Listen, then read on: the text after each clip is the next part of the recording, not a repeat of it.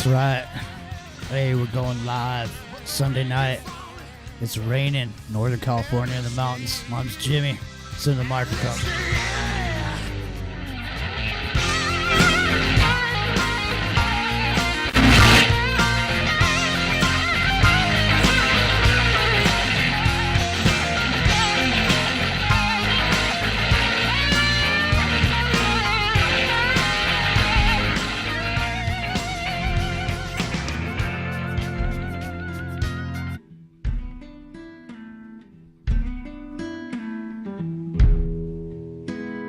Walking along in the rain, water in my shoes. All I can feel is this pain in my heart in these muddy waters.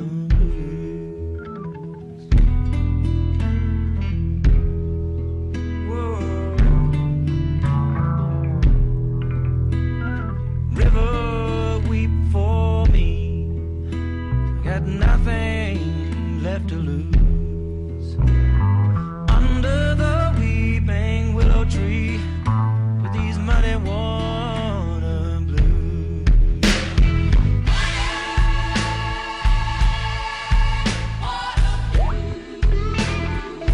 Oh, what I say now?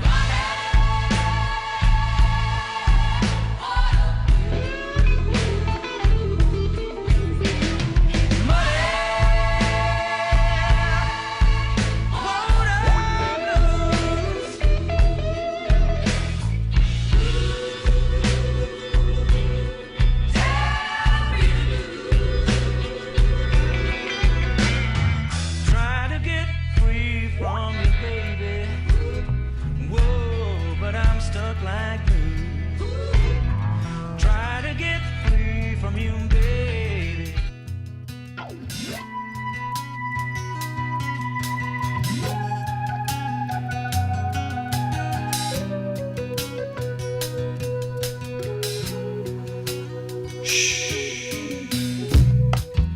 All right. Well, I just cut together a show for Aftermath, and I'm gonna roll that show in a bit here in a second. I'll play a little bit of music, get dialed in, and then we'll let this show roll.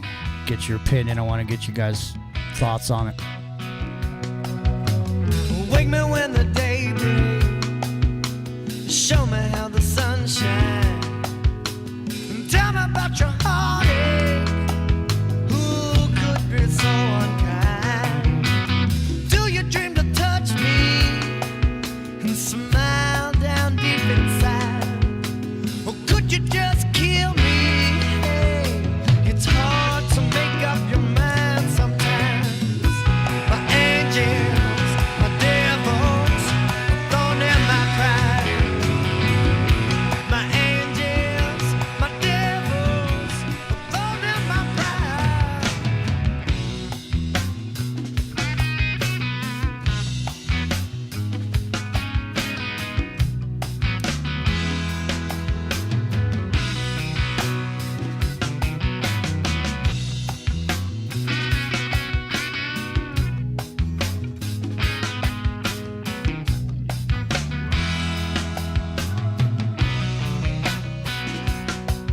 Are you wanting inspiration?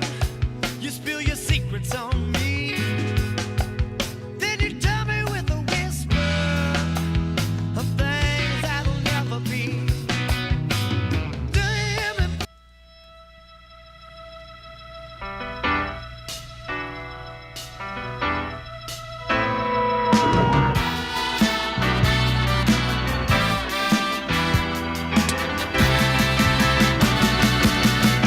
When I get home from my job, I turn on my TV, but I can't keep my mind on the show. When I lay down at night, oh, I can't get no sleep, so I turn on my radio. But the only sound I hear is you whispering in my ear the words that you used to say. Now my dear and the fever is worse. I've got the fever for the world. Got the fever. Oh, I got the fever. There ain't nothing that a poor boy can do when he's got the fever for the world. Got the fever. Oh, I got the fever. You live this little boy. I can remember coming home.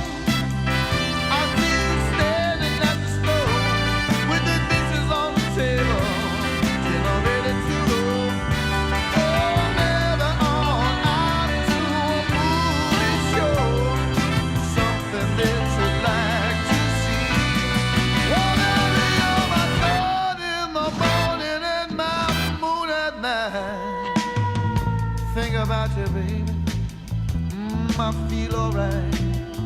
There's no longer as my love will strong.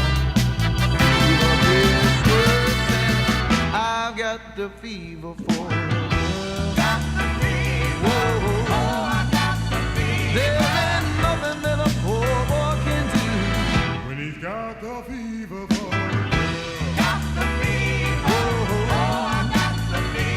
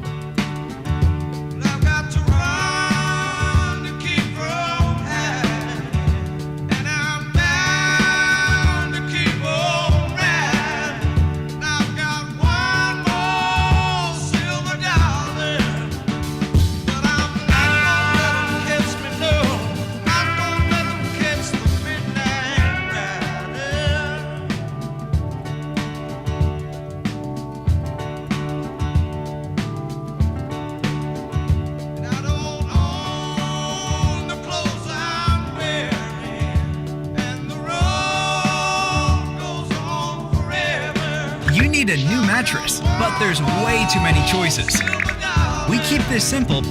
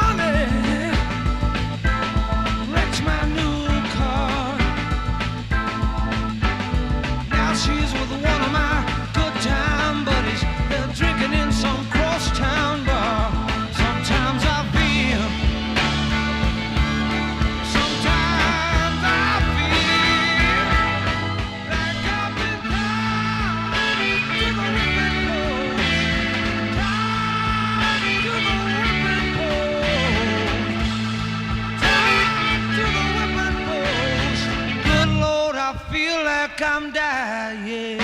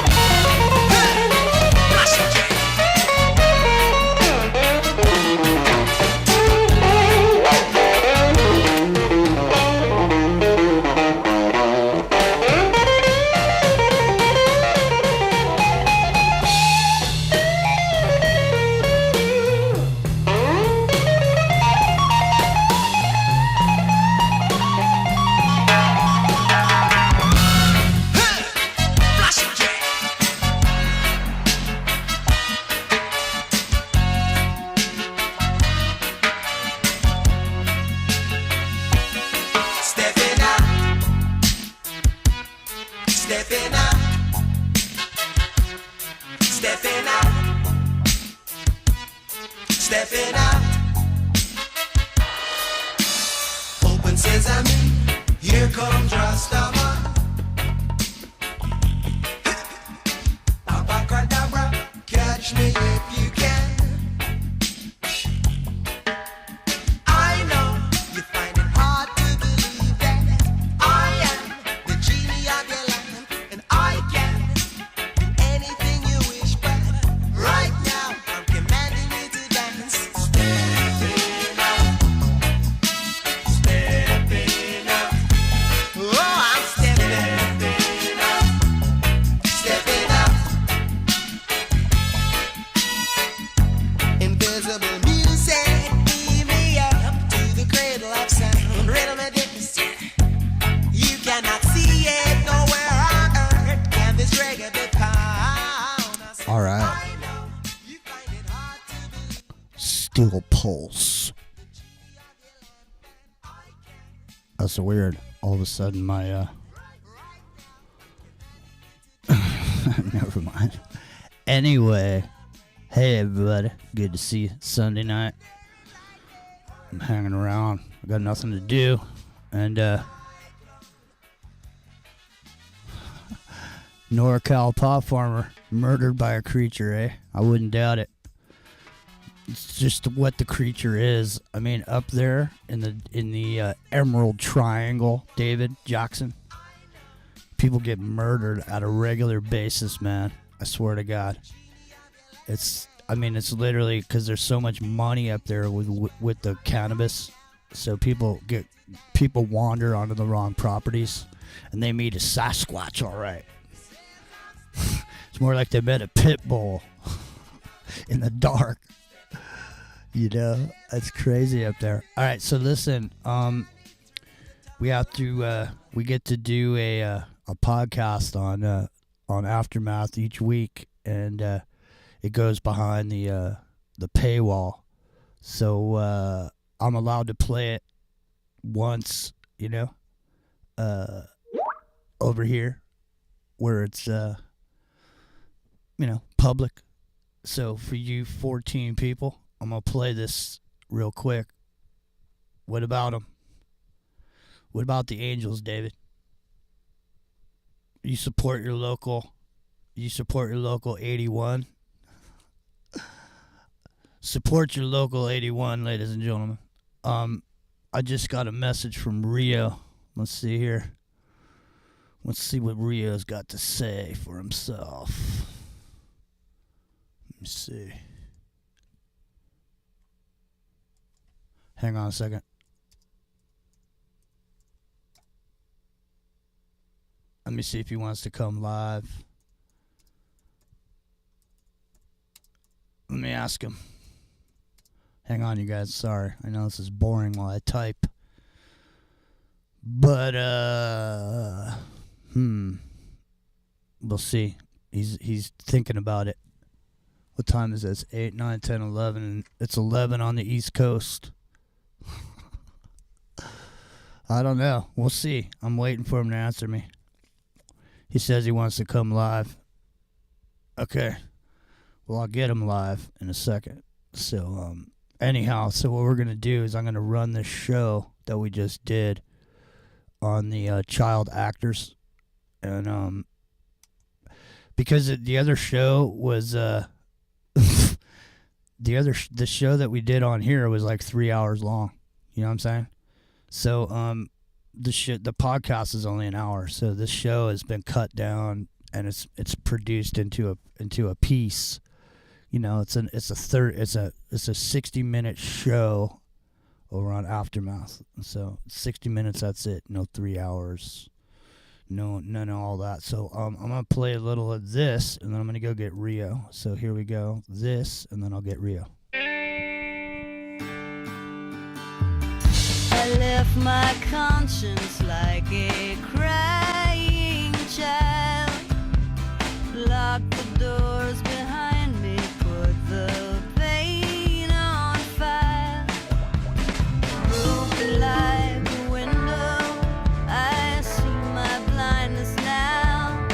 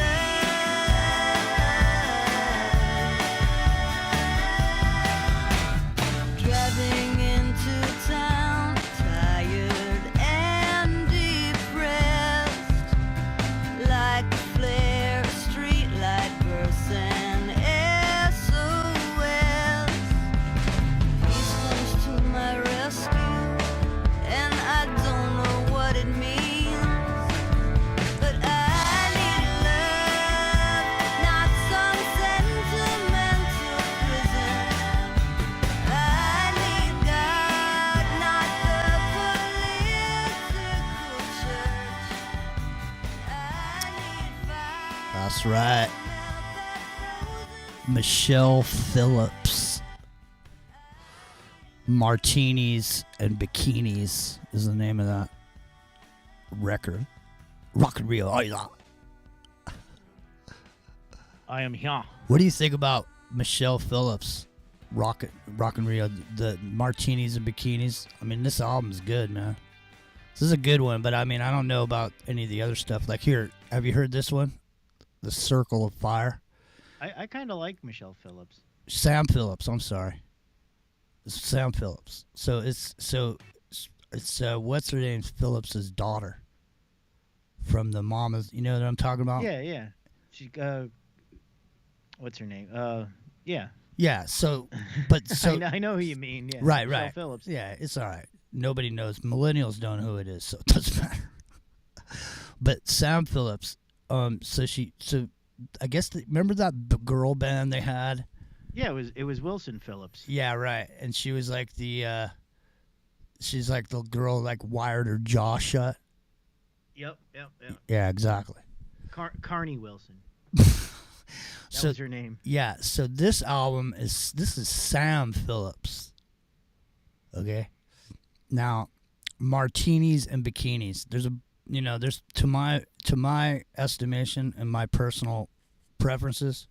See, what I'm seeing on the screen right now is Angus and Malcolm. What are they doing? Angus looks like he's dancing in his, he's doing his thing. Oh, you know why? Is because I had that video running from what was it? I was playing Don't Mess with a Fool, and I forgot to get rid of it. That's funny though. It's funny that Angus was going wild playing, and If You Want Blood, You Got It, while I was playing Sam Phillips. No, seriously, Sam Phillips. So this album, Martinis and Bikinis, Sam Phillips. Here. I'll put it on the screen. Sam Phillips is laying on a bed. Okay, she's got her hand on her head, like backwards on her forehead, like she's tired, like she's sitting there. I'm all worn out, and then, as you see the picture, there's going to be 3 men's legs sticking out from under the bed, face down, like they're hiding under the bed. You know what I'm saying? Mm-hmm. So here it is. They're hiding under the bed. See, I got it up here on the screen now. Might be. Well, it will be eventually. There's a delay.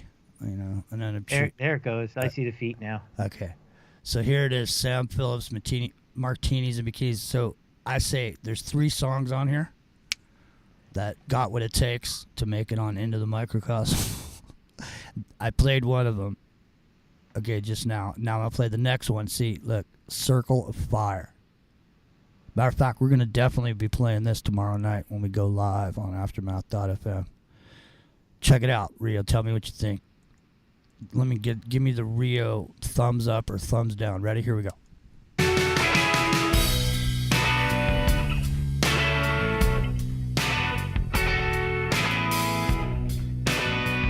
I mean, as far as Jimmy's ability to pick a hit off a record, if I was the dude at the record company and I was listening to this, they brought me Sam Phillips's record, and they said, "Jimmy, here's the new record. What do you want us to do?" I'd say, "Get this one in heavy rotation immediately." I saw you standing alone. I wondered if you wanted what you owned. Your magic ladders in the sky tie you to the place where angels fight. In the circle of fire, circle of fire. They should actually re-release this immediately with somebody else singing it, because with all the Wiccan stuff that's going on and all this, man, I bet you this thing would sell big time now. Yeah, probably would. I bet. mean, it's still got a good sound to it though. Totally does, man. I like that weird kind of flangey, echoey guitar sound this dude has. It's kind of surf space or something. I don't know. Check it out. A madness, envy and desire, bring you with an unforgiving fire. You love them with a burning soul. By the time he sold the ashes, they were cold. In the circle of fire, circle of fire.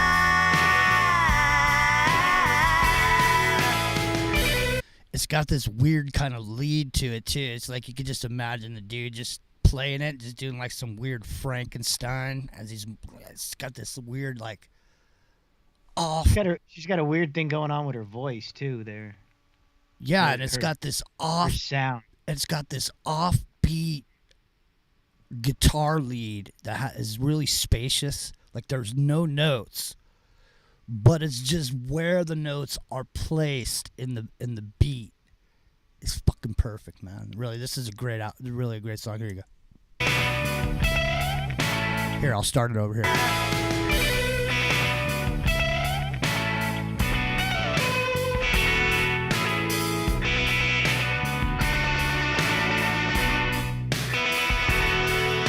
Fingers crying for you, sleeping on your doorstep for the proof. We love ghosts. Tell you right now, dude, this is a hit. They should re-release this shit. I'll tell you right now, no one would even care who sang it. Really, would they? Somebody just said in the chat it would be good as a Tom Petty song, and you know what? I could hear the Heartbreakers doing that. I wonder if Tom Petty wrote the fucker. Because these are all people that hang. I mean, this is Laurel Canyon people, man. I mean, these are people that still live in the canyon, you know, they all did. So, Yeah. I mean, Tom Petty and all these people, they're just, they make a phone call or whatever. You know what I mean? Hey, I got Yeah, this song. I got this song for you. Yeah. Exactly. It's really no joke. So, hey, I took that show we did about the children actors, and I cut it down from 3 hours down to fucking 60 minutes because we got to turn in a podcast every week. Oh, cool. So I turned it into an episode.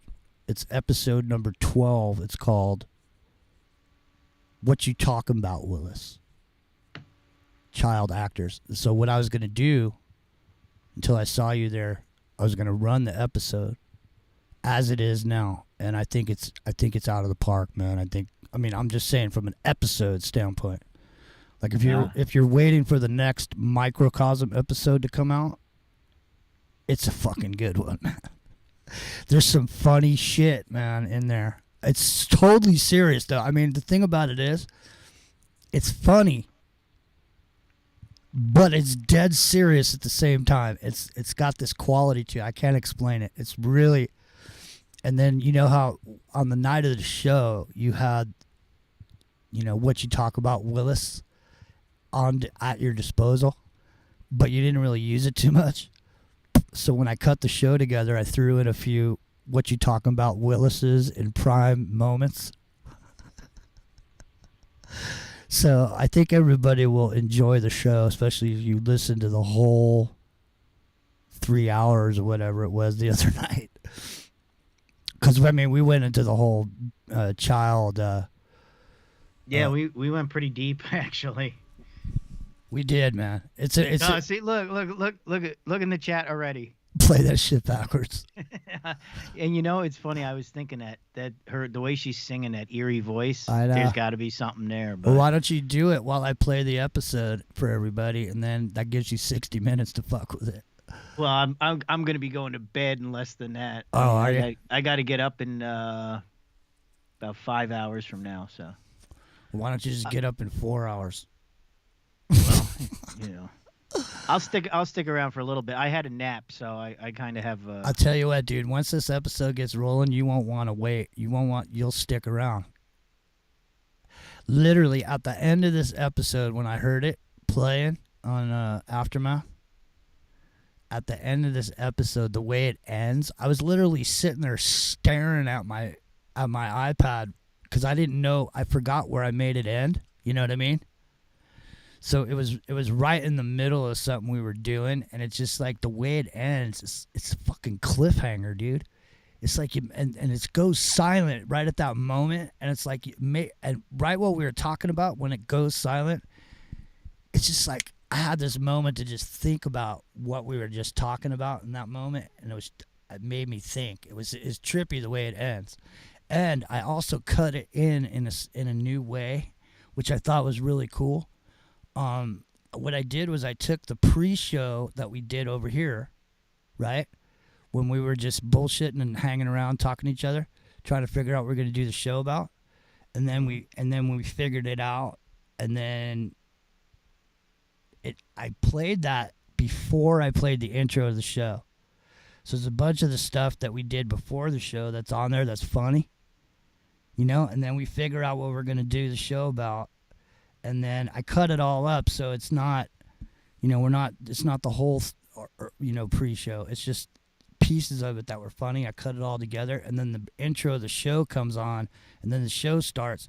But the way it's cut, it's almost like a preview of what the show's going to be about, because we start talking about what we're going to do and this and that. So it's almost like a weird preview, man. It's pretty cool. Well, that works well. It did. And people who hear the first hour or the short out version want to hear the long version. Yeah, and the thing is, man, it's cool because from deciding whether you want to listen to the podcast or not, I accidentally discovered a way to do the podcast for them that will put a little preview in the beginning with the pre-show, and then that gives people an idea what the show's about if they want to listen to it more or not. And if you listen to the pre-show on this, you would definitely stick around for the rest of the show. There's some shit in there that's fucking funny, man. At least funny to me, anyway. But maybe it ain't going to be funny to anybody else, but we'll find out right now. You ready to find out? Yeah, you could roll a little bit of that, I guess. Why not? I mean, I'd actually like to hear how you edit it down, because I don't usually listen to the shows after we do them. You actually got a really big chunk, a bunch of them, a bunch of really long stringers. Well, toward the end there, I started rambling a little bit as the caffeine was kicking in with the coffee, you know. So I got a little chattier toward the end. Yeah, no, you got some good shit in here, man. And you brought in some stuff about that other show, which I completely forgot. Which it was the one with the old bag, and the girls' home. Oh yeah, Mrs. Girls' Garrett. school. Yeah, I can't think of her name off the top of my head. But yeah, the but woman whatever. I was thinking about it, man, and there's actually a lesbian character in that show. That girl, the one girl out of all the girls who's kind of a tomboy. Yeah, Joe.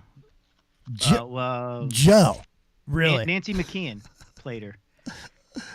Joe and her brother, actually, her brother Joe McKeon was an actor as well. So that's brother and sister kind of deal. Well, all I know is this is like the director's cut of this 60-minute show. You guys are getting all the sweet info on how it all came together. I thought it was a good show, man. Honestly, I mean, it's really honestly, it's actually an axe grinder, man. It's actually tackling issues, but it's into the microcosm style. All right, now that I built it up, I probably said too much, and it's not going to live up to it now.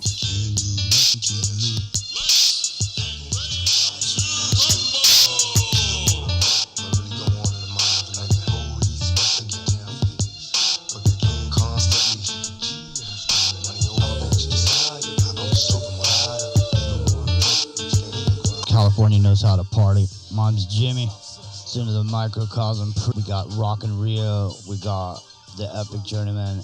And we got the sugar in your coffee, the honey in your tea. Danny is over there too. And she's going to be on screen tonight. West Coast. What happened to Hammer? MC Hammer, yeah. It's Hammer time. I thought he was too legit to quit, man. I was just they took everything he had away from him. You can say that. I was just watching that video earlier, Too Legit to Quit, and there's all these people. It's like, and it was before it was literally before he didn't really disappear, but he made this video, and it's like a movie, and there's like a 3-minute song, but there's like 20 minutes of people going, "What the fuck happened to Hammer?" And then, I don't know. What happened to Hammer? And it's all these stars. Where's Hammer? I don't know, man. Well, what happened to Hammer?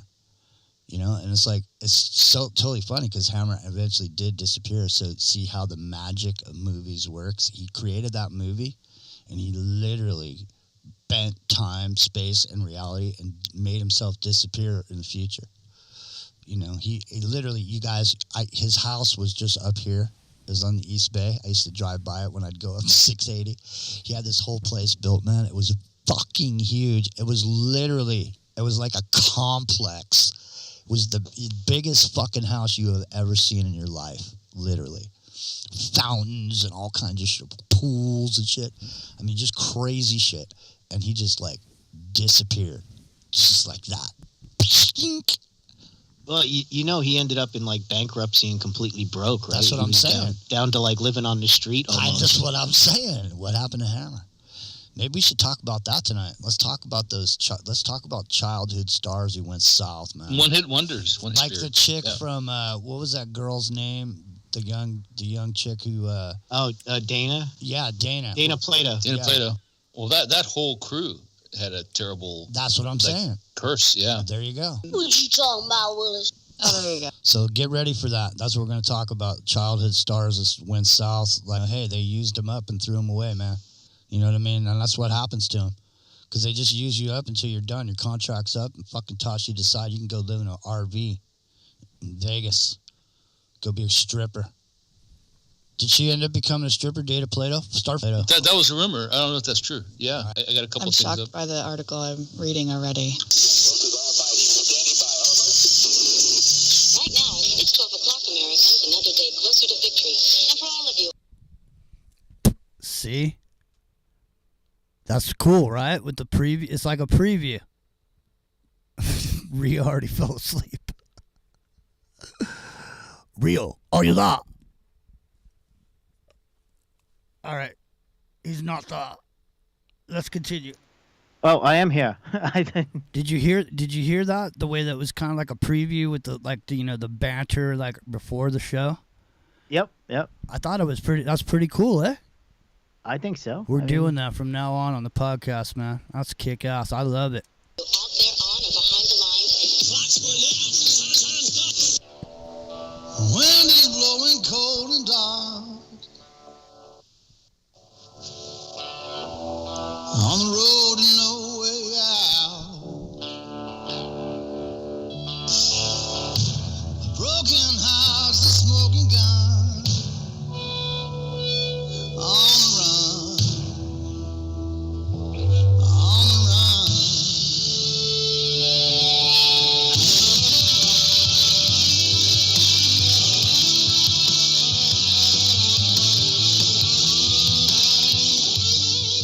Merciful. All that he could hear was the men down below praying. Twilight's last gleaming,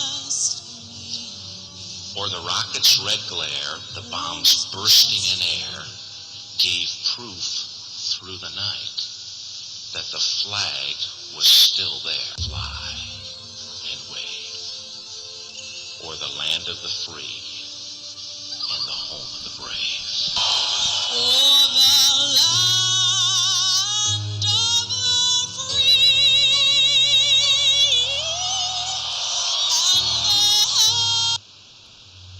What's wrong? I need something stronger. Take 4 red capsules. In 10 minutes, take 2 more. Help is on the way. What's wrong? Never mind. What's wrong? What's wrong? What's wrong? For more enjoyment and greater efficiency, consumption is being standardized. Do you feel you are not properly sedated? Call 348-844 immediately. Failure to do so may result in prosecution for criminal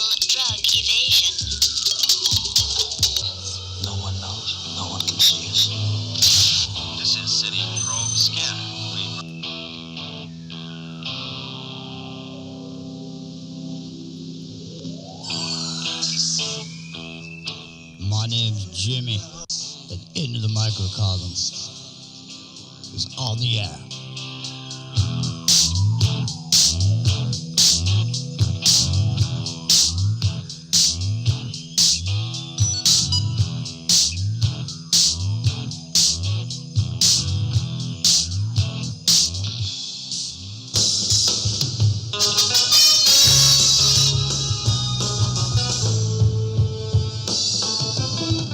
Epic Journeyman, are you there? I am here. Excellent. It's good to see you, man. Looks like you're getting tan. You must be out there without that sunscreen on, that nasty sunscreen.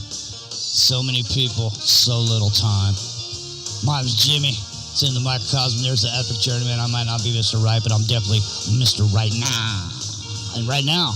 And we're here, and I gotta say, I'm super stoked to be here. We're coming off a smoking show last night on Aftermath FM. We did some reverse speech on the MAGA Prince. We did some reverse speech on the High Priest. What is the definition, Epic, of MAGA in the world of magic? Well, Mega or Magus, I hope I'm pronouncing that right anyway, it is the fifth level in the Church of Satan. It's the highest level you can achieve as a initiate in that organization. So you mean it doesn't? And it's all capitalized too, MAGA, all capital, just like what we call Mega today. That's the connection. Well, so you mean it doesn't mean make America great again? No, it doesn't. You're breaking my heart, man. I thought, well, I don't know. That's what I get from thinking. But wait a minute, something's wrong. It's the Italian stallion, ladies and gentlemen. Now it's a mambo Italiano, a mambo with a fish of bacalao in it. Hey, Goomba, I love how you dance, rumba. Hey, Goomba, I love it how you... There you are. I'm glad to hear you tonight, man. That was weird last night. It was like I was in a fucking movie, or excuse my language, it was like I was in a movie or something last night. Because I went to you, I played your song, I'm sitting there, I give you this big build-up about how wherever you go, that music pipes in, and you can smell spring flowers, and all of a sudden people start rumba, so people are doing the room, all over the place, people are dancing, and then I go, Rock in Rio, are you there? Are you there? And you weren't there. And it was funny because I didn't know what to do. Because we were live and we were doing the show, and so I was expecting you to be there and you weren't there. I didn't know what to do, and so in the moment of me going, what the fuck am I gonna? Excuse me, that's 2 strikes and I'm 1 more and I'm out. I'm sitting there going, what am I gonna do? And as I was, the Bridget Bardot song was slowly fading out. It was weird, man. It was just like, Rock in Rio, are you there? And you weren't there. Well, I was stuck in the green room. I know. I know. Little extra activity going on back there. So. Well, ladies and gentlemen, we are flying by the seat of our pants. We got a show planned for you tonight, and we're going to get into it. She is the sugar in my coffee. She's the honey in my tea. She's the late night mistress. She's unusual. It's Danny.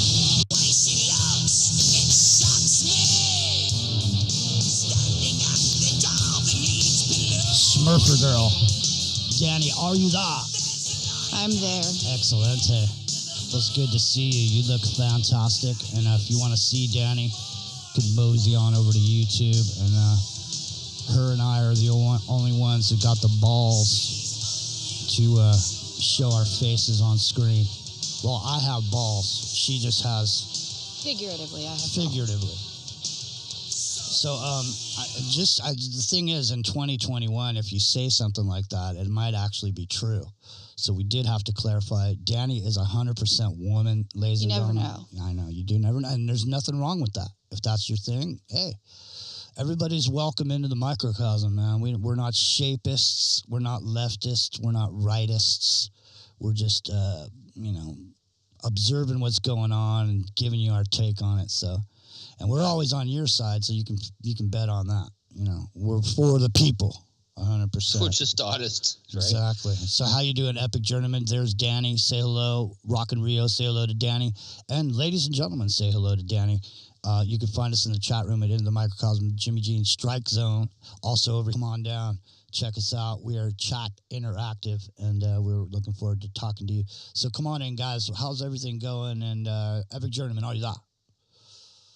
I am here. Excellent. So let's get into a little bit about what we're going to talk about tonight, because, you know, we've all enjoyed, you know, over the years, the sitcoms, you know, these little 30-minute adventures that we all get to go through where funny things happen and situational comedy happens, and we get to laugh at people making mistakes and looking like fools. And, you know, we've all enjoyed it, and, you know, and there's been role modeling and everything that's gone on through these shows. You know, for example, Leave It to Beaver.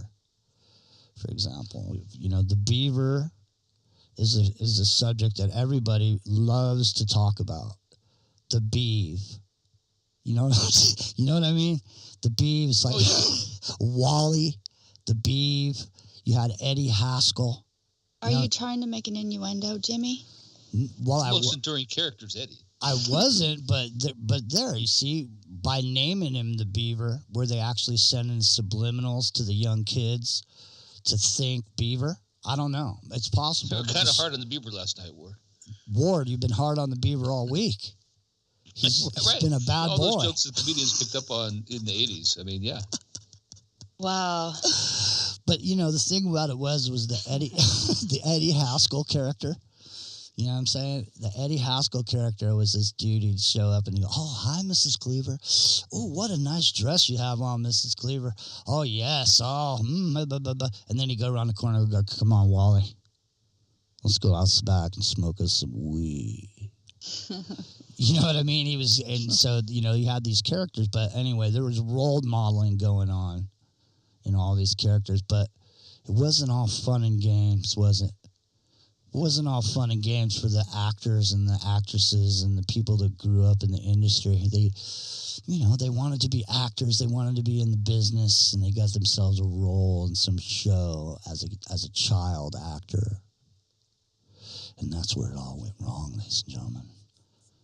Because you can't have child actors in a world filled with adults who find child actors pleasurable.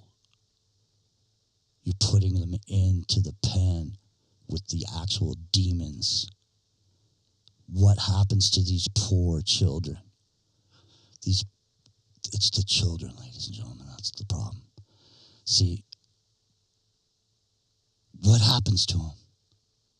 They get used up, thrown away like so much trashish, so much paper, just nothing, used up and thrown away. And then you have these parents that at some point had some sort of fame in their life. Like, for example, let me just point at somebody specific, somebody that I hate. Well, hate's a strong word. Somebody that I dislike. Billy Ray Cyrus. I don't like him. I don't like his haircut. I don't like his achy, breaky heart. I don't like anything about the guy, but what I really, really dislike about him, what makes him despicable, is the fact that he tossed his daughter right into the fire just to keep his little sad 200 pounds of shit in a 50-pound bag, gut hanging over his jeans that are too small, ass in the public eye for another couple more years. Billy Ray Cyrus, I call you out. You're a punk. You got a problem, come on over and see us. Give us a call. I'll give you the number. Here, Billy Ray Cyrus, you want to send me an email? Go ahead. JimmyGene27, gmail.com. All right, so Epic Journeyman, Rockin' Rio, Danny, these child actors, what a tragedy with some of these. Now, let's take a look at some of these horrible situations that have occurred, won't we? You do dislike him a whole lot, don't you? Well, it's, he's just a, if you ever see those clowns, you blow them up, you keep them at your house, and then you punch them, and they fall down. Beat the crap out of them. Well, yeah, they fall down and they pop up. Yeah. He just happens to be the poster boy for exactly what I'm talking about. 'Cause he knows what the business is, right? He was in the business. He saw what happened. He saw what happened to him. He couldn't just took his one-hit wonder money and just went off and had himself a life. No, he's so addicted to the dopamine he gets from being in the public eye that he's literally willing to sacrifice up his only daughter or whatever. How did he get there in the first place, honestly? His achy, breaky heart, man. A one-hit wonder, a true one-hit wonder. Go ahead, Epic. I mean, the thing is, it goes way back. Like, we talked about Shirley Temple, we talked about her before, who seems to have had a pretty decent life by all accounts after, but a lot of these people didn't. And like Judy Garland's like maybe the most famous example of someone who is the original Truman Show character, in the sense that she was adopted by the studio. I mean, like, almost literally, they were her ward. They took care of her. She lived on the set and did all these movies, right? And has, historically terrible experiences afterwards. And who knows what she went through when she was a kid. And Jackie Coogan might be the first one, going all the way back to Charlie Chaplin. But we look now and you say a show like Different Strokes, right? The Curse of Different Strokes. All those people are dead. Every single star of that movie is dead except for, ironically, Willis. What you talking about, Willis? Oh, there you go. Todd Bridges is the only one still alive today, and he even went through his own drug addiction and problems, on the set. So it's not the life that people think that it might be. What you talking about, Willis? Oh, there you go. It's not all that glamorous, and there seems to be a lot of penalties or paying the piper, so to speak, at the front door to get out of that business, man. Once they got you, they got you. And the thing about it is, I could put it in perspective. So when you're in the business and you're doing a show like that, and your show is popular and you're making money and they're selling a lot of advertising money, man, you're making some money. And it doesn't matter what era you were working in, whatever money you were making is a shitload of money. I think if I remember right, Gary Coleman was making $100,000 an episode. So back then, that's like $1 million. What you talking about, Willis? Yeah, I mean that was what, the late 70s, early 80s. That's what I mean. It was like $1 million. That's insane. Yeah. So it is insane. So the thing is, most of these people ended up broke. Now you can look at these dudes, man. I dislike this guy now, but I'm going to talk about him only because I know about him, not as a friend, but I know him personally because I was in Alcoholics Anonymous in Los Angeles. And I wouldn't talk about this because it's anonymous, except for this person's been out in the public eye talking about this himself. So Corey Feldman, the Coreys.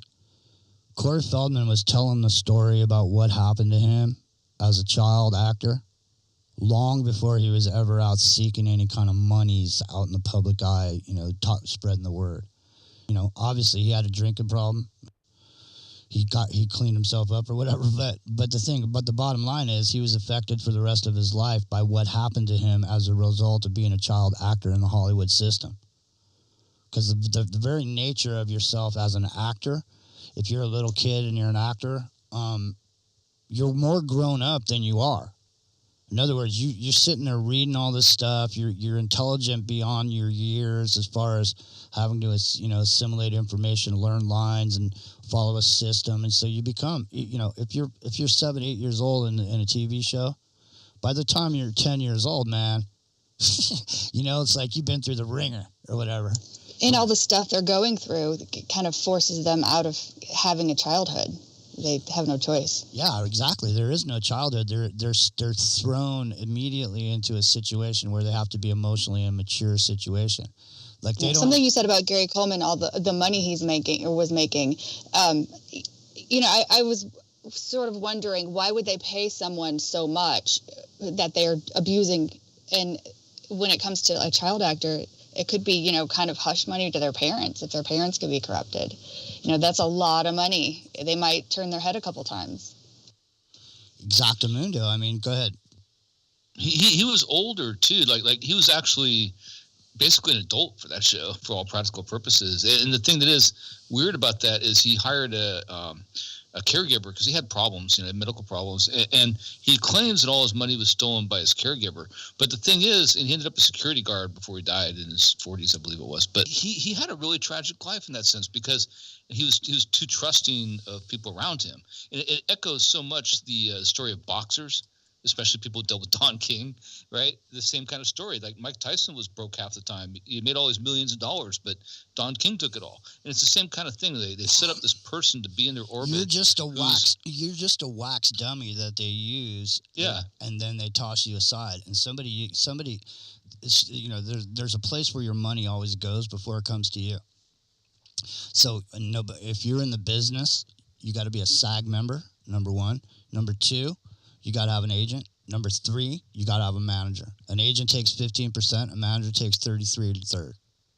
So right off the bat, you're like 45% of your earnings are gone right off the bat. You haven't even done squat. But without that agent and without that manager, you don't do anything. And that's all. And who you're with, it matters. So if you're not with the right agency, you're never going to get into the mix. So, and get in with the right agency is you gotta go over to Weinstein's office and audition on the doorknob and see if you work out. And if you'll polish the knob, if you can polish the doorknob over at Weinstein's office complex, I think there's a good 100 doorknobs over there. If you can polish all those doorknobs, then you can have the role as the waitress in 90210 who sneezes when Luke walks by. Mom's Jimmy. It's into the microcosm. We're getting all up deep in the anus of Hollywood's underbelly of childhood actors. We come back. It's all about Dana Plato, man. What you talking about, Willis? That's what I'm talking about.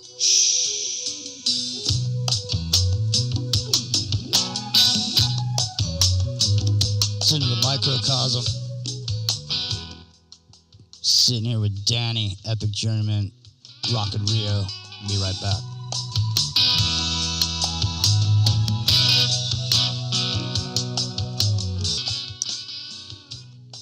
My angels, my devils, thorn in my pride. That's just pride. Fucking with me. Pride never helps, it only hurts.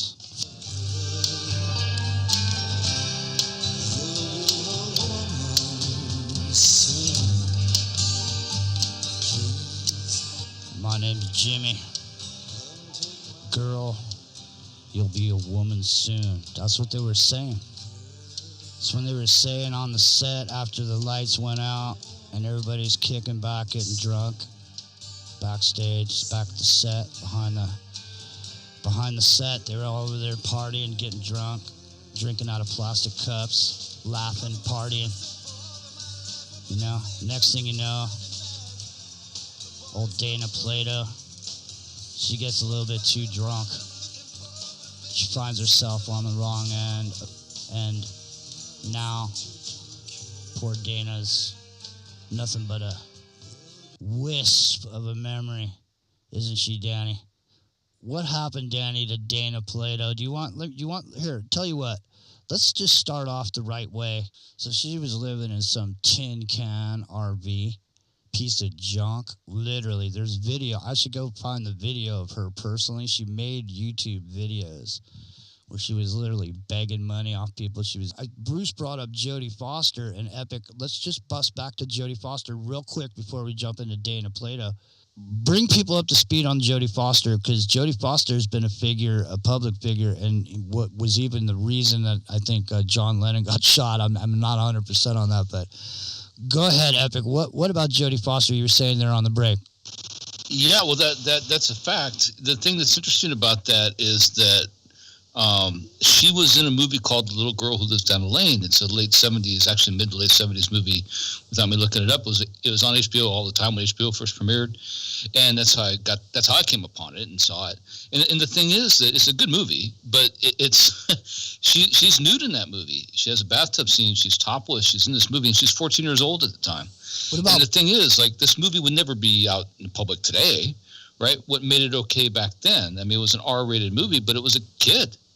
You know. What about Brooke Shields? What was that movie she was in? The Blue Lagoon. Sexy Baby or something. The first movie she was in, I forget. Oh, the first one. That Blue Lagoon's one made all the headway. It got attention, but yeah, her mom pimped her out basically. That's what I'm saying. If you're a young person on a set of a TV show with a bunch of other actors, everybody's acting, everybody's an actor, everybody's creative people. It's a different It's a different world, man.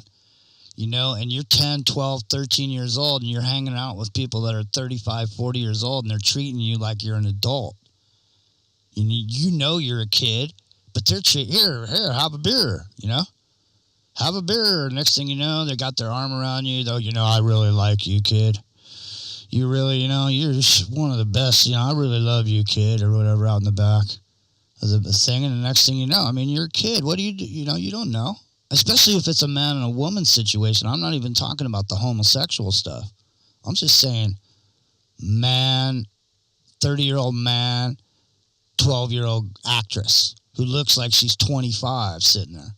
And everybody's sitting behind the scenes drinking on studio property. Nobody's checking ID.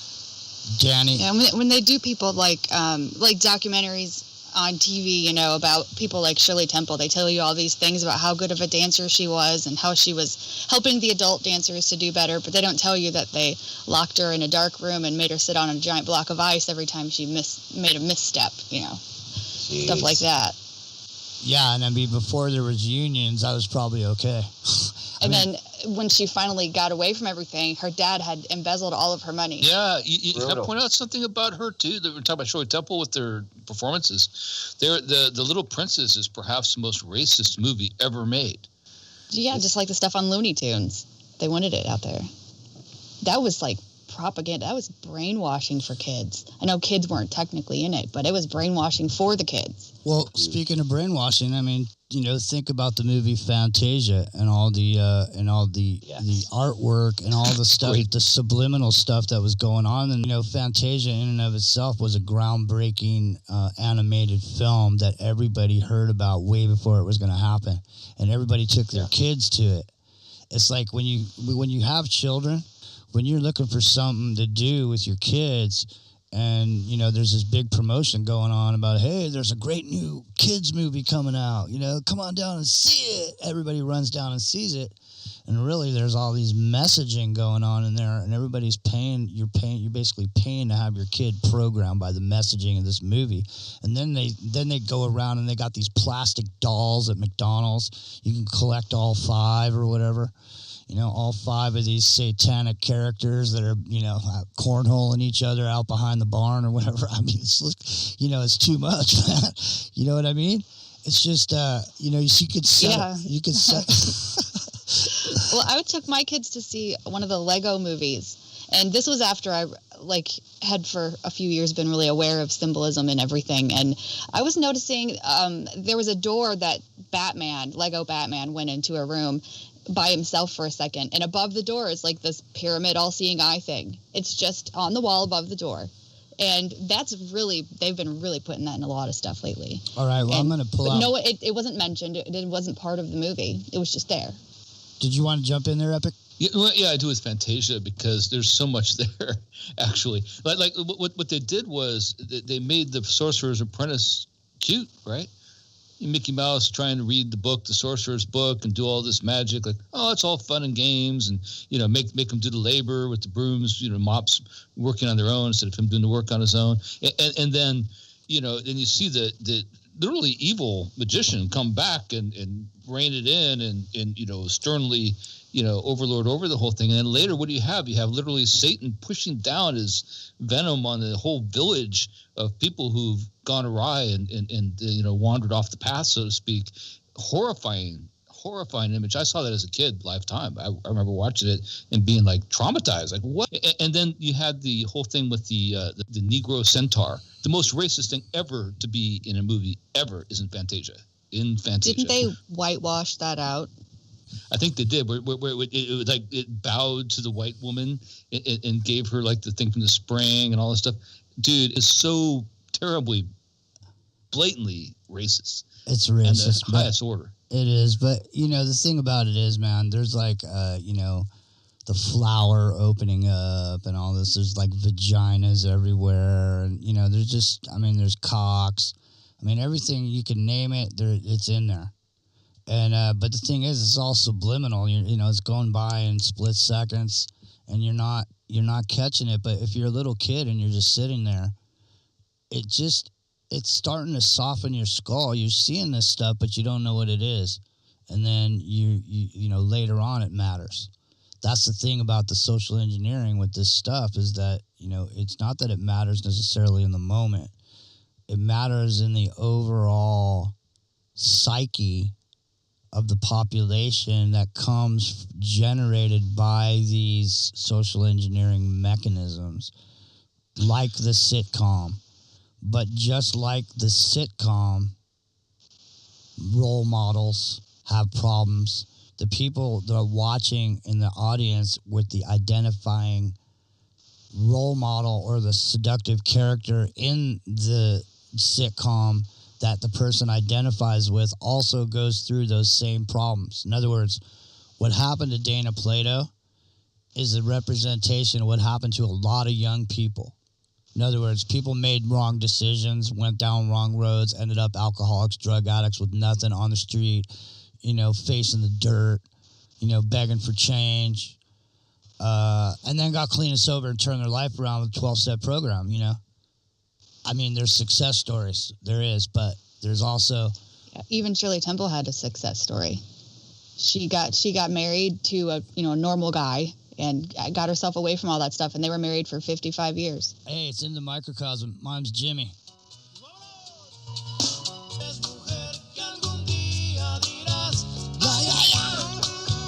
That's right. That's Mana with Santana. Corazon Espinado. And, I live right here on the Central Coast, so there's quite a few Mexican people in my life and around my life. And so a lot of conservative people have a major problem with the immigration situation. And what they don't realize is the only reason that people from the South get sucked onto the liberal side of things is because liberals pay people to sit down there with these purple shirts on or whatever, and every time somebody comes through, they get them and they sign them up to go vote. The thing is what people don't, especially conservatives, they should take advantage of this fact, because I'm not blowing smoke up anybody's ass when I say this. Like, a lot of the people on the southern side of the border are conservatives, man. And the fact of the matter is, if the conservatives went down there and put on some purple T-shirts or whatever and got some people over there, you'd find out that a lot of the people from the South would gladly join the Republican Party because they're conservatives. They want their guns, they want their things, they want everything that you want. But the thing is they get thrown out with the baby with the bathwater because they got sucked into the liberals' plan when they came across the border. Mom's Jimmy, it's in the microcosm. We're not talking about immigration. We're talking about childhood stars. Danny.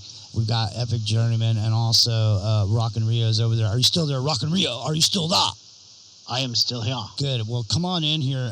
Go ahead. The one thing I always found interesting about the whole situation with Dana Plato is the person who actually turned her on to cocaine was Charlotte Ray, Mrs. Garrett.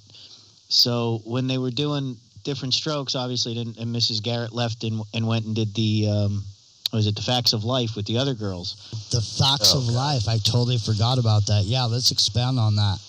But it was Mrs. Garrett that turned Dana and Todd and Gary Coleman onto the coke in the first place. And if going back, like when you watch the show now, like you see how like hyper Mrs. Garrett was on both shows. Actually, she had these like dramatic moments where she seemed very high energy, and it's because she was coked out of her mind while she was shooting the episodes.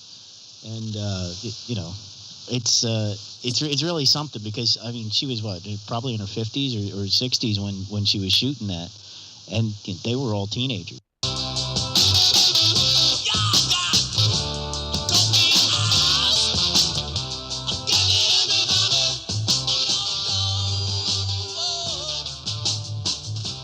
Can't you hear me knocking on your door, on your window, trying to talk about what happened to the children?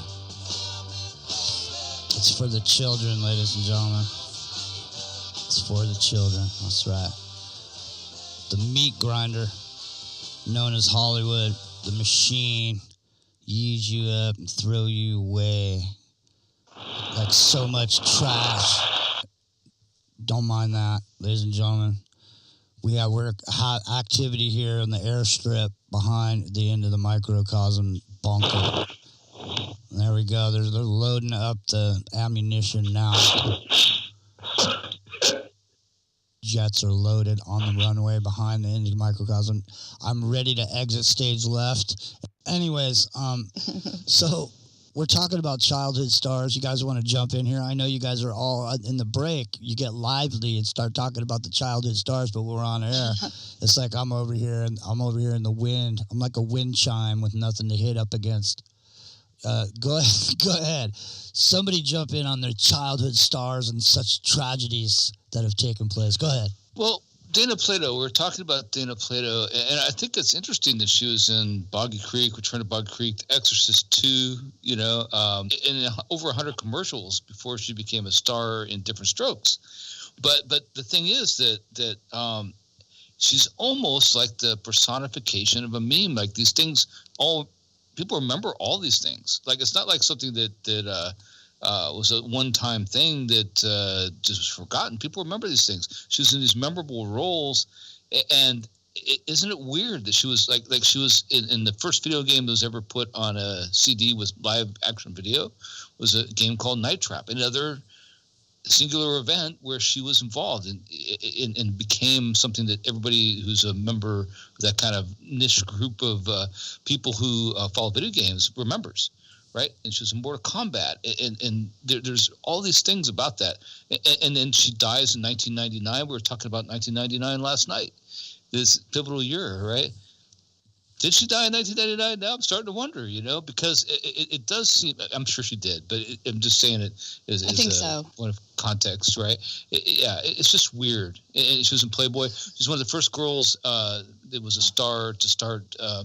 Not like a lot of girls, they were. Women, I should say, were stars or wanted to be stars and were in Playboy before they became stars. But in the case of Dana Plato, she's one of the first ones who modeled as a nude model after she was a star in 1989. That became a trend later. She was like another groundbreaking thing with her. And there's a lot of groundbreaking things with her. And I think that it's worth noting, because I would never have thought that Dana Plato was involved in so many things, but she is. Well, you guys were talking about her having been on Howard Stern's show, and so I was reading about that, and that's terribly sad. It said, the thing I was reading said that a lot of people called in and were heckling her, like asking her if she was sober, and man, and then she killed herself the next day. And I saw that her son killed himself too, 10 years later, I think. So yeah. Yeah, I was gonna go down to Vegas and see if I could find her after I saw that video she put out when she was living in that RV. I was like, damn, I can't believe. I mean, it was one of the saddest things I've ever seen, man. And it's just like that's what I'm saying. When people are done with you, they toss you aside like nothing. It's like you don't matter. The people just use you for what you are, and what you are is what you've been created to be. And they make you who you are. I mean, making a show popular is just not a matter of the show even being good. Making a show popular is a matter of psychological operations that they run by doing shit in heavy rotation and just what's called psychic driving. This is how messaging and messages are put forward. So with these role models, it's important to understand that there is no character on television ever, in any movie, in any television show that's ever been made, or any stage play that wasn't a role model for social engineering. Right. If it's there for a reason. It's because they want you to see it. Well, I'm just saying, I mean, they can make anybody do anything. They can make anything all right just by showing it as the hero in a situation. So by making a hero do things that he lies, he cheats, and he steals, but he's the hero because he saves the kids from being killed or from whatever. But you got to say you learn to ignore his bad side because he has a good side, and that's exactly the representation of what you see when you have to make a political decision. You have to ignore the person's bad side. You go, oh, well, he's the lesser of two evils or whatever, but he's still evil, though. That's the thing, is you got to ignore the evil shit. So keeping up with this idea that you hit at every once in a while about, 10-year trends and projects and marketing plans done on a kind of societal level, you think about the 80s, really weird decade, really memorable for me. I was born in 66, so I was fully cognizant in the 80s. Now, I got to ask a question to everyone on this call. What was with all those private investigator shows with single men in their 40s wearing unusually tight jeans? Magnum P.I., Simon and Simon, Jake and the Fat Man. It just goes on and on and on. So they started the gay training in the 80s, I think. You mean that wasn't just the trend? I never wore those short shorts. I was an 80s kid. I never wore those short shorts. Yeah, And I was lived in Hawaii, too. I think the shorts were shorter in the 70s, though. Well, basketball players even wore them that short. Yeah. They were Daisy Dukes on the men in the 70s movies. I play those movies a lot lately. Yeah, those are itty bitty. They were. I don't know how this happened on here, so Right. don't worry. Well, it's something you were saying a minute ago about the, making the lesser of two evils and then setting the example with the man who's doing all these terrible things, but you learn to overlook it. They made a TV show about Satan a few years ago, and it's like it was Lucifer. I don't remember what it was called, but it makes you feel bad for him, and that he's misunderstood. he's really the victim, and I mean that's kind of like an ultimate example of that to me.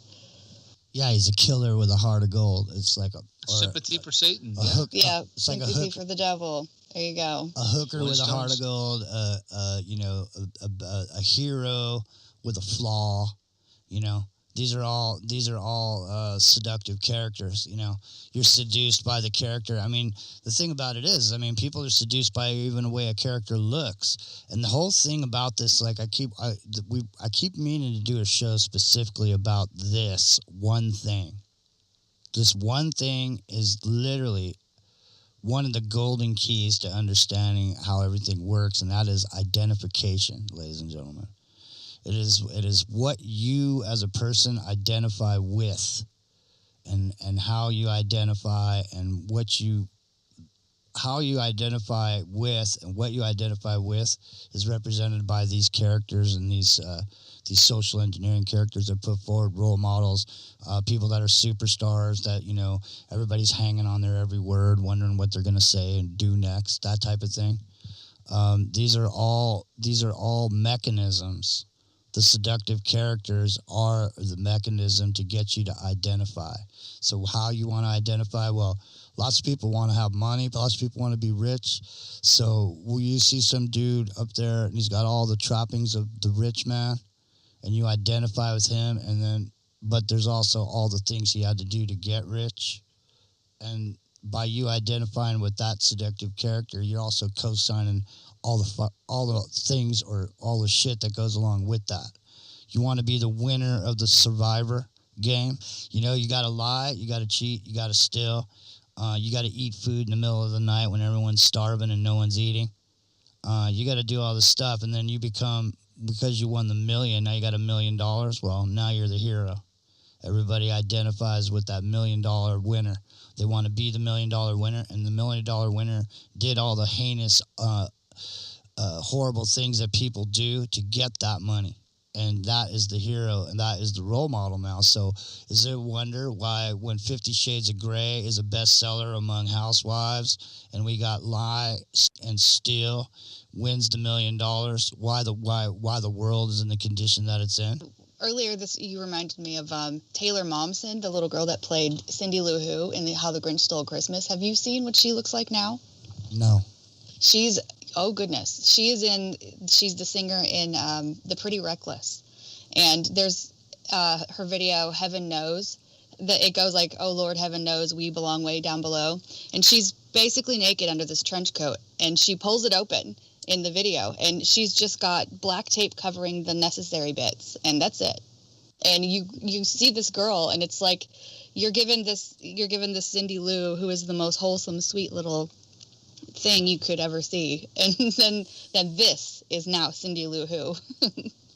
Yeah, I've actually played a few of their songs on the show before. That's her. Mine's Jimmy. It's into the microcosm. Look, I just flipped the switch. Flip. I don't know nobody else that's doing this. Hey, this a rolling, not a stop. Watch shit don't never stop. This the flow that got the block hot, super hot. Hey, give me my respect. Give me my respect. I just took it left like I'm Ellen. We're going deep into the anus of Hollywood, ladies and gentlemen. And that's where you're going to find a lot of the facts and figures about exactly what's going on. If you want to look for if you want to find the books, you're going to have to go deep into the crack known as Hollywood. Epic Journeyman, are you there? What is going on? I am. Okay, now, all of you guys, this is it. You got 12 minutes. So all that time, all these kids were being abused in this. I don't mean abused in a sexual sense. That might have happened too. But I mean in terms of being abused by the parents to enrich themselves on the skill in the position that their kids got put in. Well, I look at it as basically it's, in a way, the parents were pimping their children out, right? They were doing it for the money because the kids can't actually get any legal, can't legally be paid until they're at least 16 or collect anything till they're 18. So the parents are the ones signing the contracts in ownership for the kid, and the parents are the ones who are taking all the money. So whether the kids are, just being used as, mentally abused or sexually abused or just, used as a cash cow for mom and dad, it's abuse from all three. Wasn't it? I think it was Lindsay Lohan who, obviously turned out to be a mess too after her childhood. She was like 14 or 15 when she tried to get emancipated from her parents. Was she the one? Yeah, I think it was her. She Was her? Yeah. Yeah, because she got tired of her parents taking all the money and making her, overworking her and whatever, and she was getting nothing for it. And she was young when she realized it, but I mean, she still ended up, with drug problems and legal problems and all sorts of other issues even beyond that. And it beats these kids up, and the parents got to know that their kid's not right after being subjected to this for a while. But that $100,000 an episode paycheck, it kind of makes it all better, doesn't it? Yeah, they look the other way. Hey, what the F is going on with child beauty pageants, man? If you got if you got a child that's beautiful, it shouldn't have anything to do with makeup and diamond tiaras. And what happened to JonBenet Ramsey? What happened to that little girl that looked like a 20-year-old? What happened to MC Hammer? My name's Jimmy. You can't touch this. We'll be right back.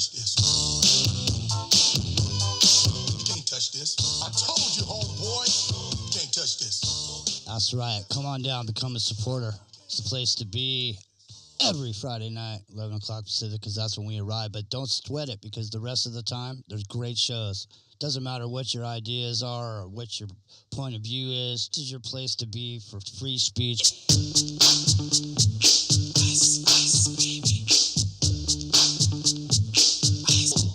I rock a mic like a vandal, light up a stage and watch a chump like a candle. Check out the hook while my DJ revolves it. My name is Jimmy.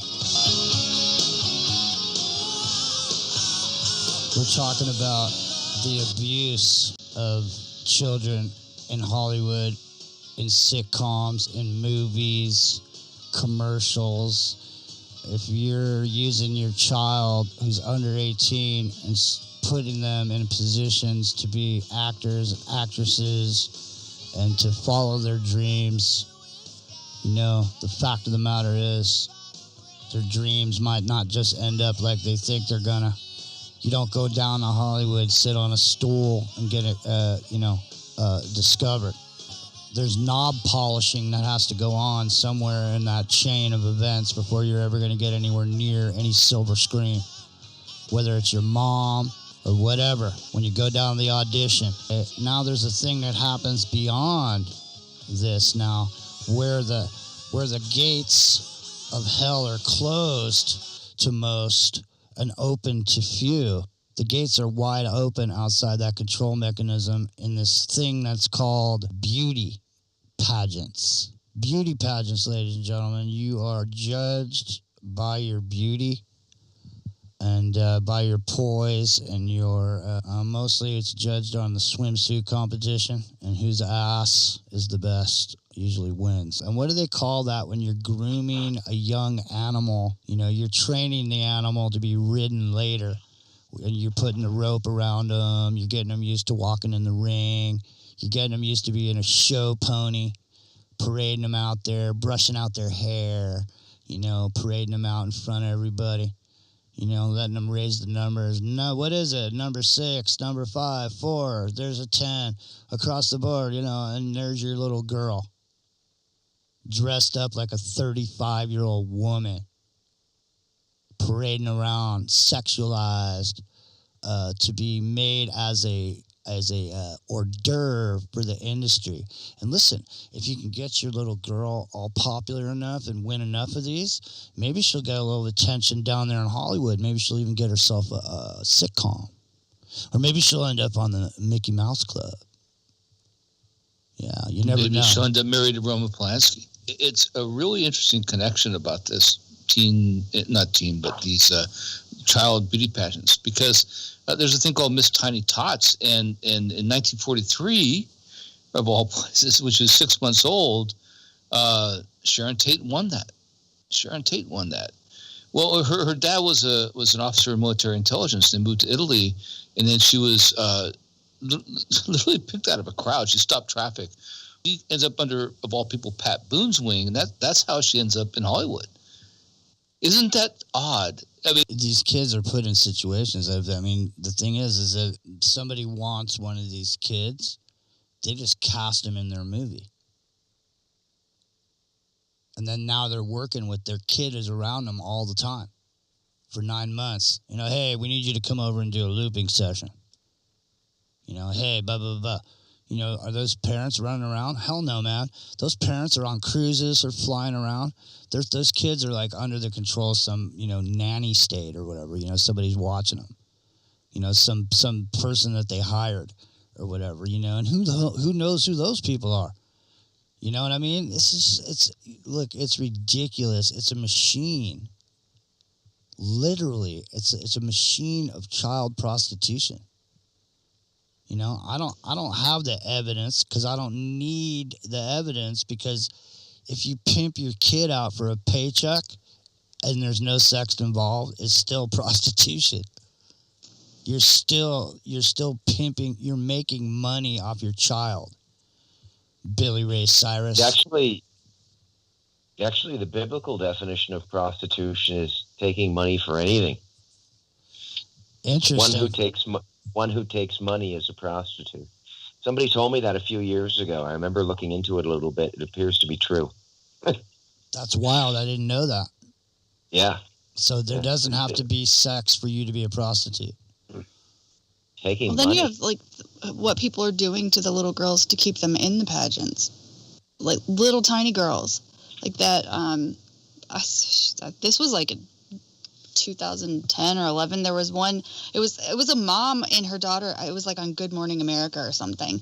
And this little girl was 8, and she was 7 or 8 getting Botox. And the mom said that she wanted to get the Botox after someone at the pageants had talked about her wrinkles, lines on her face or something. And the little girl, I don't remember her name. It was one of those like Stephanie, Brittany names. Yeah. Well, Honey Boo Boo was a thing too, and that was all about the child beauty pageant. Yeah. Spoiled little brat girl. And it was like an overweight little girl too, wasn't it? Like Honey Boo Boo wasn't. She was a little. They bit, both were mom too. Yeah, a little bit overweight, but it's interesting as a psychological investigative idea is to see how the little girls take on the personality of the mothers and the mother's frantic behavior around them doing these pageants and all this, so that the kids take on and make important what the mother is making important. It's not that the kid even wants to do it. She's just trying to please the mother and do the right thing, because she thinks that that's what her mom wants her to do, but it's not necessarily what she wants to do. And I think that's a lot of what's going on right now with the breakdown of our social system, is that the idea that there should be a prize for being the prettiest girl in the room is that time is over. The majority of people are not the prettiest girl in the room, and those are the people in political control now. The people who weren't the popular people, the people who were gay and got made fun of and all this, all those people are in positions of political power now. See, so we're in a situation. So we got to get our.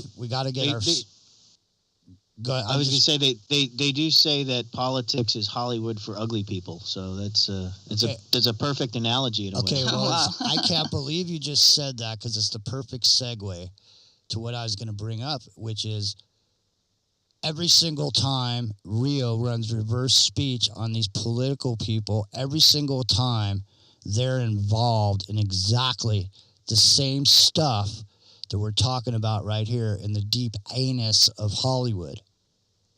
Every single time you see people that are in this echelon of elitists, you find this taste for a certain kind of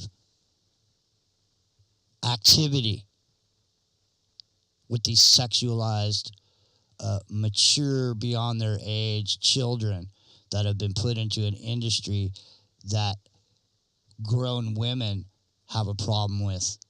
They all love the island, right? Remember Me Too? Okay, where's the Me Too movement for all the little kids that, grow up too fast down in Hollywood? Maybe there'll be one someday, but I doubt it. My name's Jimmy. What's this song about? So they like his behind. They do. Down on Santa Monica, where the tricks are for kids. That's right, and that is where tricks are for kids. Santa Monica Boulevard is where you'll find underage prostitutes, male and female. Men don't bother with the taste of a teat, so they're a treat for men who don't bother with the taste of a teat. What do you think? Wow. What do you think that means? The men don't want to have a teat in their mouth. They want to be with boys, ladies and gentlemen. It's gay mafia stuff. It really is. It totally really is, man. And look, this song is called Hash Pipe, but he is clearly saying, I got my ass wiped. Let me just back it up let me back that thing up.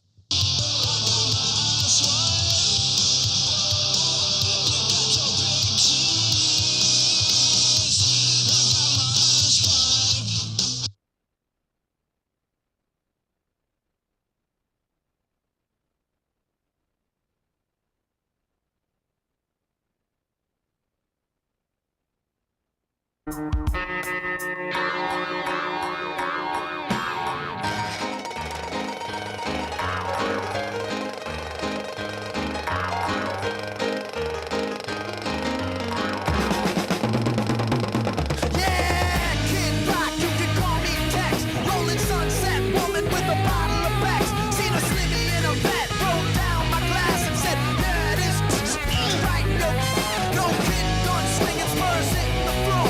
Call me horse, I'm the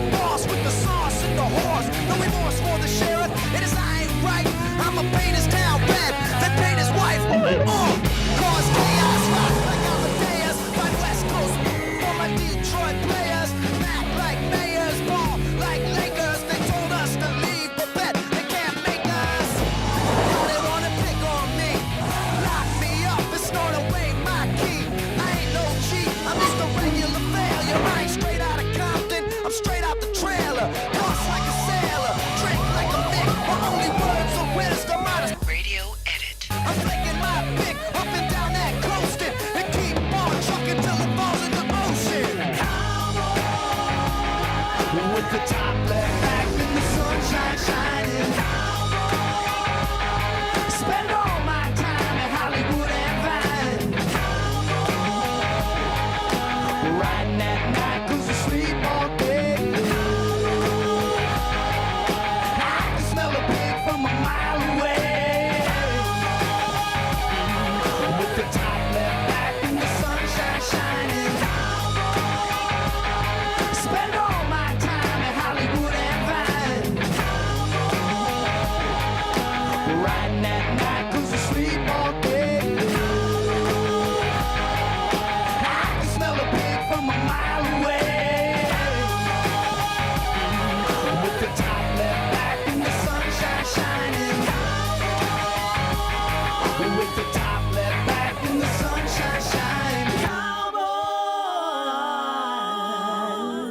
Hollywood and Vine. There it is. Hang on a second. Hang on a second. Hold it. Don't move. Don't move.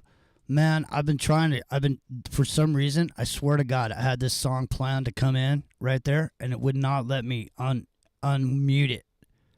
So without further ado, I'm going to try to unmute it now. But for whatever reason, it wouldn't let me. This is starting at $24 per month. Hey, you know what? Smurfer girl, you fucking hit it out of the park.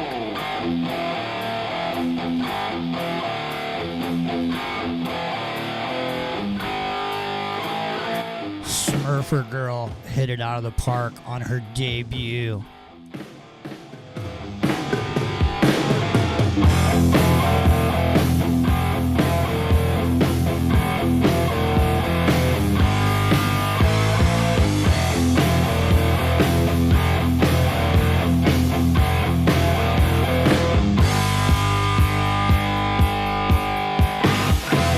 Too many slaves in this world.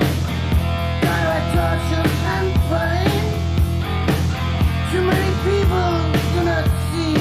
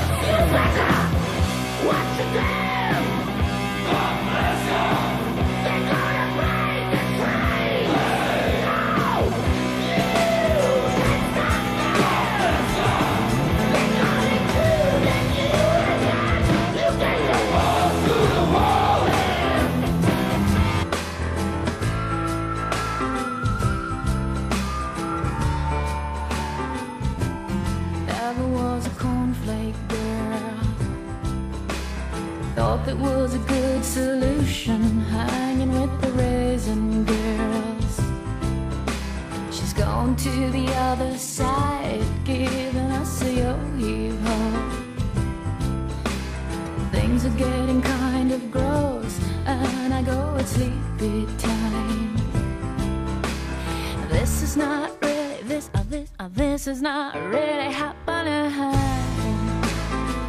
You bet your life it is. You bet your life it is. Honey, you bet your life it's a peel out the watchword. Just peel out the watchword.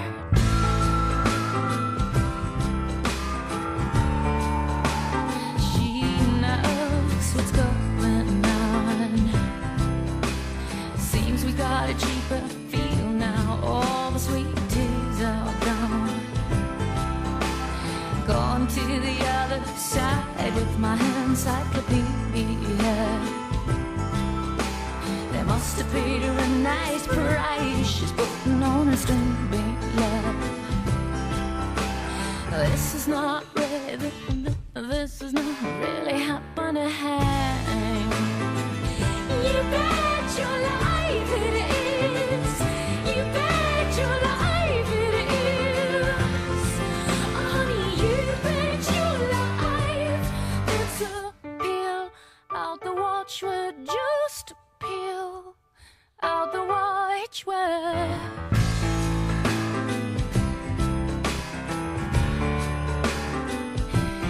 Never was a cornflake girl.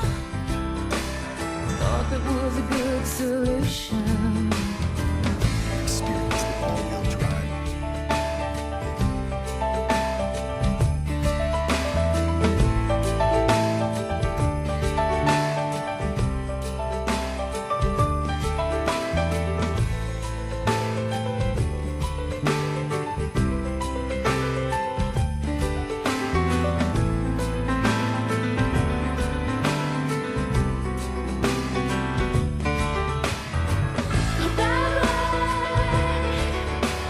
Where'd you put the keys, girl?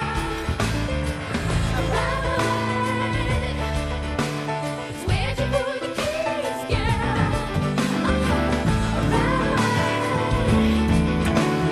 Where'd you put the keys? You come out at night. That's when the energy comes and the dark side's light and the vampires roam. You stretch your ass to wearing your suicide poem and a cross from a faith that died before Jesus came. You're building a mystery.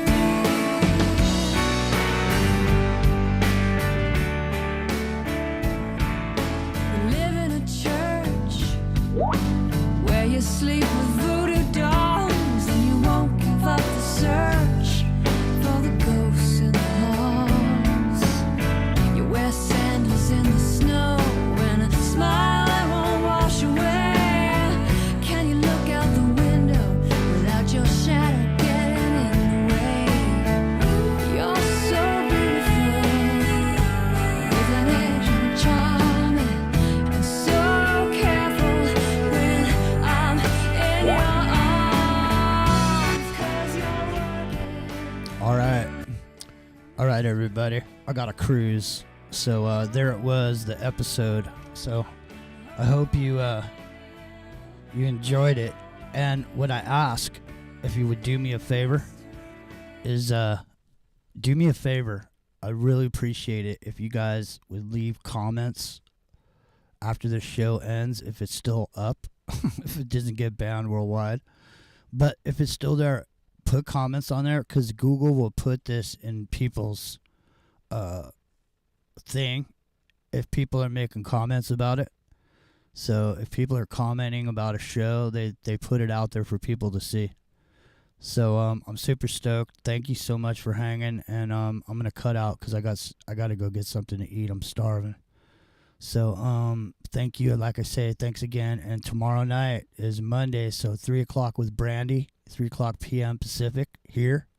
And then tomorrow night, 10:30, Aftermath.fm, our first late night week starting on Monday. So we're going to be going 10:30 till midnight tomorrow night on Aftermath.fm. So catch us on the early show with Brandy and late with Danny and Epic and probably Rio. And we'll see what kind of nonsense we can uncover. All right. So there we go. I'm out. I'll talk to you guys later. Take care. Music